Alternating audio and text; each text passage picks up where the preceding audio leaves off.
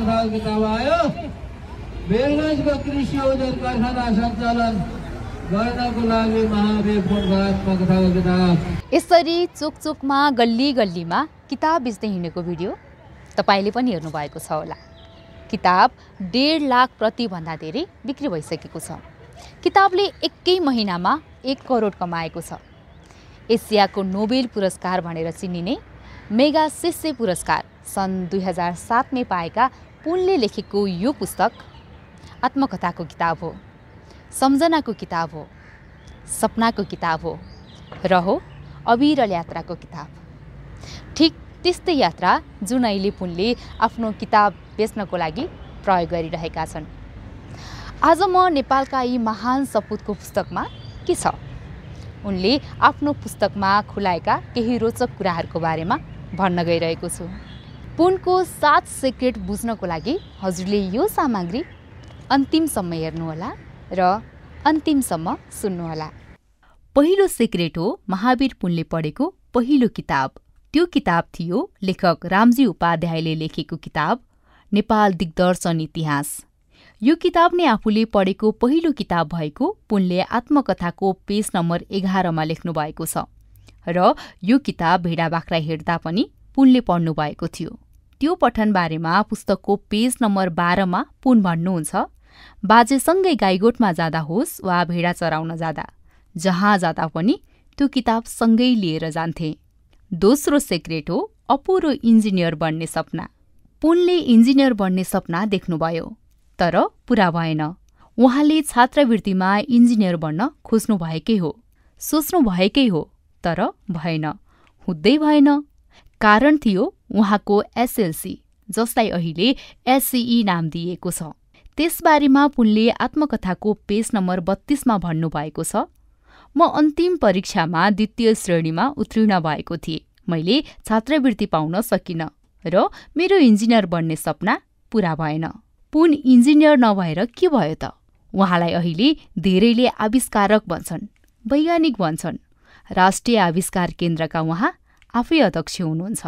तेस्रो सिक्रेट शारीरिक परीक्षणमा फेल भएर नेपाली सेनाको 2nd लेफ्टिनेन्टमा भर्ना हुन अयोग्य। पुनले 21 वर्षको उमेरमा आफूले नेपाली सेनाको 2nd लेफ्टिनेन्ट बन्न प्रयास गरेको तर असफल भएको आत्मकथाको पेज नम्बर 37 मा खुलाउनु भएको छ।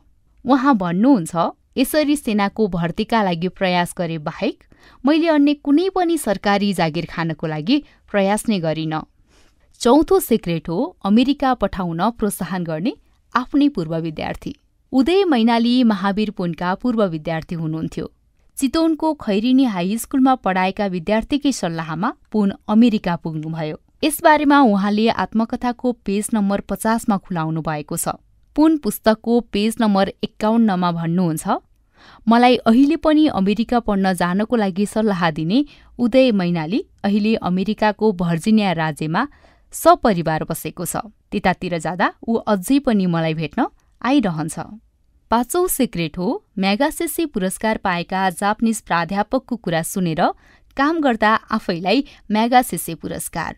महावीर पुनले म्यागासेसे पुरस्कार पाएपछि धेरैले चिने, देशमा चिने, विदेशमा चिने। यसरी चिनाउने काम ग्रामीण क्षेत्रको काम थियो। त्यसमा पनि वायरलेस इन्टरनेट सेवाको कारण थियो। तर त्यसो गर्ने बाटो खोल्ने अनुहार अरू कोही नभएर जापानिज प्राध्यापक जिरो कावाकिता हुनुहुन्थ्यो। पेज नम्बर 95 मा यसको चर्चा गरिएको छ। सन् 1994 मा म्यागासेसे पुरस्कार पाउनुभएका प्राध्यापक कावाकिताले मनास्लु क्षेत्रको अध्ययनका क्रममा भेट्दा महावीर पुनलाई गाउँ जान हौसला दिनुभएको थियो। पुन गाउँ जानुभयो, काम गर्नुभयो। अन्ततः आफूलाई हौस्याउने जापानिज प्राध्यापककै जस्तो पुरस्कार म्यागासेसे पाउनुभयो। फिलिपिन्सबाट दिइने यो पुरस्कार एसियाको नोबेल पुरस्कार भन्ने गरिन्छ। छैटौं सिक्रेट हो विदेशी एजेन्टको आरोप। आफूले अमेरिका पढेर गाउँ फर्केर सूचना, पर्यटन, उद्यम, जलविद्युत, कृषि आदि क्षेत्रका काममा आउँदा विदेशी एजेन्टको आरोप खेप्नु परेको पुनले पुस्तकको पेज नम्बर 177 मा भन्नुभएको छ। आफूलाई माओवादीहरूले यस्तो गरेको भन्दै पुन भन्नुहुन्छ, मलाई विदेशी एजेन्ट भनेर शङ्का गर्ने पहिलो समूह चाहिँ माओवादीहरू नै थिए। र 7औं सिक्रेट हो चीनको राजधानीबाट जन्मेको आविष्कार केन्द्रको आकार। महावीर पुन सन् 2012 को मध्य समयमा चीन पुग्नुभयो। चीनको पनि राजधानी बेइजिङ। त्यहाँ एउटा सम्मेलन भएको थियो। त्यहाँ नयाँ आइडिया र आविष्कारका कुरा भए। विश्व बैंकमा काम गर्ने नेपाली पुकार मल्लको सल्लाहमा पुन बेइजिङ पुग्नुभयो र त्यतैबाट आविष्कार केन्द्रको जन्म भएको कथा आत्मकथाको पेज नम्बर 195 र 196 मा चर्चा गरिएको छ। पुनले आत्मकथाको पेज नम्बर 196 मा भन्नुहुन्छ, अहिले राष्ट्रिय आविष्कार केन्द्रले गर्न खोजेको पनि चीनियाहरूले गरे जस्तै अनुसन्धानको काम हो। 306 पेजको 750 रुपियाँ पर्ने महावीर पुनको यो आत्मकथा 2080 साल असोज महिनामा नै प्रकाशित भएको छ। यिनै पुस्तकको आधारमा रहेर आज मैले पुनको 7 सिक्रेट सुनाएँ। तपाईलाई उहाँको सिक्रेट कस्तो लाग्यो? आफ्नो कुरा कमेन्ट बक्समा लेख्नुहोला। साँच्चै पुनको यो पुस्तक किनेर पढ्नु भनेको पठन संस्कृतिलाई सहयोग गर्नु मात्रै होइन, नेपाली उद्योगलाई सहयोग गर्नु पनि हो। किनभने पुस्तकको रकम पुनले वीरगञ्जको कृषि औजार कारखानामा खर्च गर्नेछन्। के तपाईले किताब किन्नुभयो? मेरो त सल्लाह छ, किताब किन्न हतार गरौँ अनि पढ्न चाहिँ फुर्सदमा।